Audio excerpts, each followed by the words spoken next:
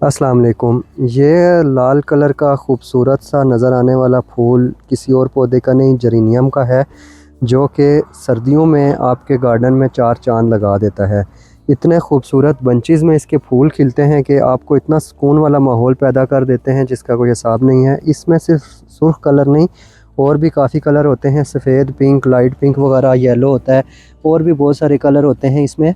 और ये सर्दियों में आप लगाएं अपने बागीचे में, और ये बहुत मज़ेदार फूल है, बहुत आसानी से ग्रो होता है।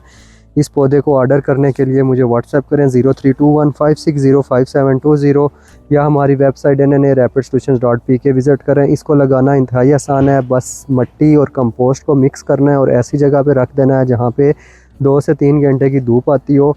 सिर्फ आपने बरसात के मौसम में इसको ऐसी जगह रखना हो जहाँ पे पानी से इसको महफूज करना है, तो ये पूरा साल ग्रो करता है। कटिंग से भी चलता है, एक पौधे की कटिंग से आप मज़ीद पौधे भी बना सकते हैं। ऑर्डर करने के लिए मुझे व्हाट्सएप करें या हमारी वेबसाइट NNA-RapidSolutions.pk विज़िट करें। Thank you so much.